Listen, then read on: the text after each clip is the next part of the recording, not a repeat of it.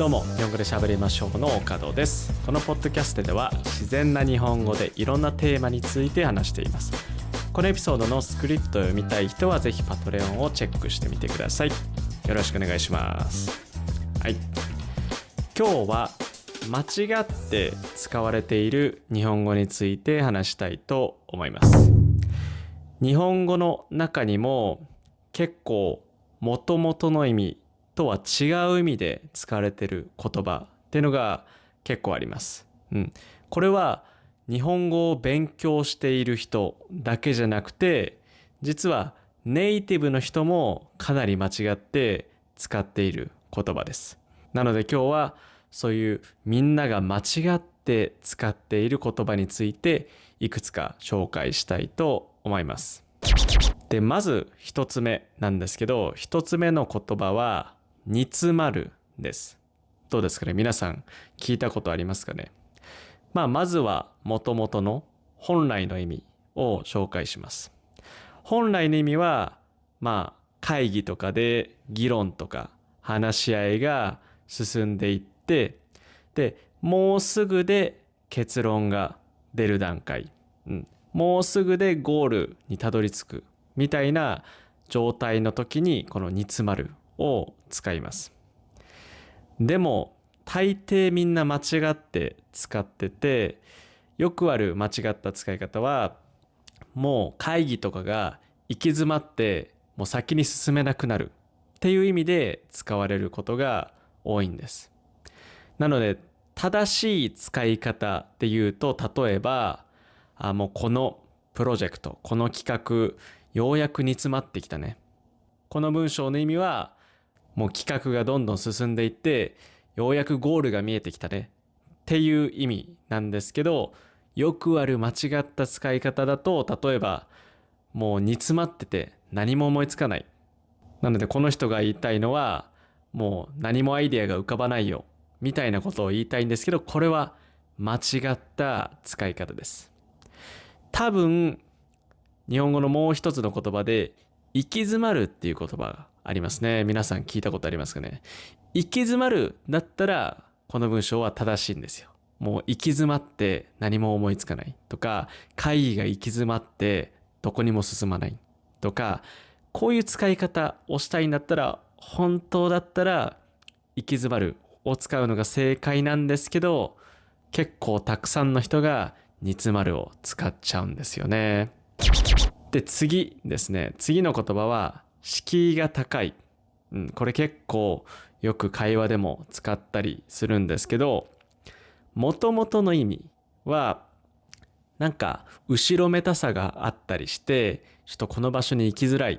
ていう意味なんですけど、よくある間違った使い方は高級すぎてちょっと入りにくいみたいな使われ方をします。なので正しい使い方は、ちょっと借金を返してないから実家は敷居が高いな、実家に帰りづらいなっていう意味ですね。これは正しい使い方ですけど、よくある間違った使い方は、あのレストラン高級すぎて敷居が高いな。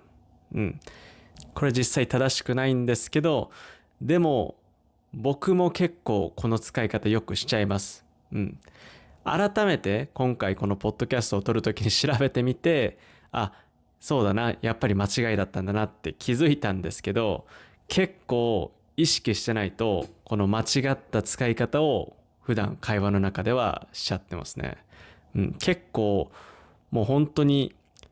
日常会話だけじゃなくて、テレビとか見てても、例えば芸人さんが敷居が高いっていうのを高級なお店で使ったりしてたりするので、本当にこの言葉は間違った意味の方が有名になっている言葉かもしれません。で、次の言葉ですね。次は役不足です。これの正解の意味、元々の本来の意味は、自分に与えられた役目が自分の能力に対して軽すぎるという意味です。なので、何か任されたけどこれは僕には簡単すぎますという意味が本来の意味です。でも間違った意味でよく使われるのは全く逆のシチュエーションで使われます。なので自分にはちょっと荷が重いです。自分は力が足りませんという意味でよく間違って使われるんです。なので本来の正しい使い方で文章を作ると、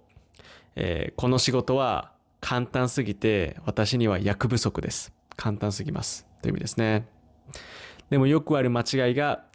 私にはこのプロジェクトは役不足です。私にはできませんという意味でよく間違って使われます。この状況で本当は使いたい言葉は力不足ですね。このプロジェクト、私じゃあ力不足です。私にはできません。これだったら正しいんですけど、多分ちょっと漢字も音も似てるので、力不足と間違って役不足を使ってしまう人が多いんだと思います。これも結構日本人の中でも間違って使ってる人は多いんじゃないかなと思います。で、次の言葉ですね。次は触りです。本来の使い方だと物語とか話の一番いいところという意味なんですけど、よくある間違いが話の最初のところとか物語の少しだけという意味で使われることが多いんです。これも面白いことに全く逆の意味で浸透しちゃってますよね。なので正しい使い方で文章を作ると、この歌の触りだけ聞かせてよ。例えばこの歌の一番いいところ聞かせてっていう時に触りを使うんですけど、よくある間違いだと、最初の触りだけ説明します。これは本来だったら間違った使い方なんですね。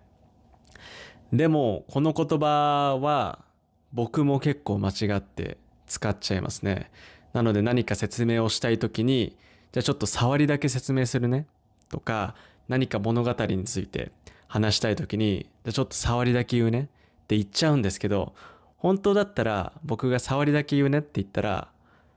物語の一番いいところを言わなきゃいけないはずなんですよ。でも僕は触りを最初の部分とか少しだけっていう意味で間違って使っちゃってるんですね。